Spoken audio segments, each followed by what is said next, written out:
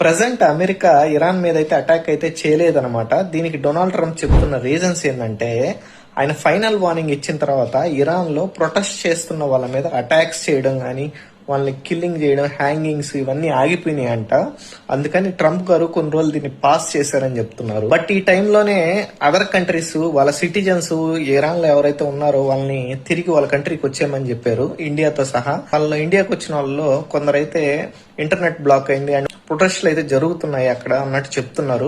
But ఒక lady అయితే అక్కడ ఏం జరగట్లేదు, అది ఏం లేదు, ఎందుకు అంత సీన్ చేస్తున్నారు అన్నట్టు చెప్పింది. జస్ట్ ఫోన్ సిగ్నల్స్ బ్లాక్ చేశారంతే అన్నట్టు చెప్తుంది. సీన్ ఏం జరగకపోతే ఆమె ఎందుకు వచ్చింది అక్కడికి తెలియదు, మేబీ ఫ్రీ ట్రిప్ అన్నట్టు వచ్చేసింది అనుకుంటా. ఇది ఇలా జరుగుతుంటే ఇండియాలో కాశ్మీర్ లో ఉన్న లదాఖ్ ప్రాంతంలో ఈ ఇరాన్ సుప్రీం అయిన ఖమేనీకి మద్దతుగా ర్యాలీస్ అయితే చేశారనమాట. రీసెంట్ గా అయితే రూపాయి వాల్యూ పడిపోయింది అనమాట.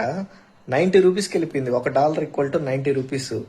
ఇరాన్ లో చూసినట్టయితే వాళ్ళ ₹1 ఈక్వల్ టు డాలర్ తో కంపేర్ చేస్తే 15 lakhs అంట. ఇండియాలో ప్రొటెస్ట్ చేస్తున్న వాళ్ళని తీసుకెళ్లి అక్కడ ఒక కేజీ మటన్ చికెన్ కొనమని చెప్పాలి. మన కంట్రీలో ఉన్న మన ప్రాబ్లమ్స్ చూసుకోకుండా అదర్ కంట్రీస్ లో ఉన్న లీడర్ కి మద్దతుగా ర్యాలీస్ అవి చేయడం ఏంది, చాండాలంగా ఉంది కదా వినేదానికి కూడా. ఆ ఇరాన్ పీపుల్ కూడా ప్రొటెస్ట్ చేస్తుంది. వన్ ఆఫ్ మెయిన్ రీజన్ ఇదే. కంట్రీ ఎకానమీ చాలా డౌన్ అయిపోయింది, డెవలప్మెంట్ లేదు.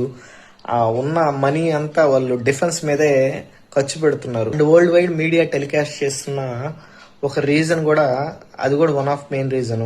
అండ్ ఫైనల్ గా ట్రంప్ అయితే గ్రీన్లాండ్ ని అమెరికాకి రాసి చేయమంటున్నాడు, అదేదో వాళ్ళ అత్తారిల్లాగా. అండ్ దీనిలో భాగంగానే అమెరికాకి క్లోజెస్ట్ అలయన్స్ అయిన యూరోప్ కంట్రీస్ మీద కూడా టారిఫ్స్ అయితే వేస్తున్నాడు. ఇండియా మీద అయితే ఈ మధ్య తెగేసాడు టారిఫ్స్. ట్రంప్ కి అయితే మనీ ఫస్ట్, రిమైనింగ్ అన్ని నెక్స్ట్ అన్నట్టు అయిపోయింది.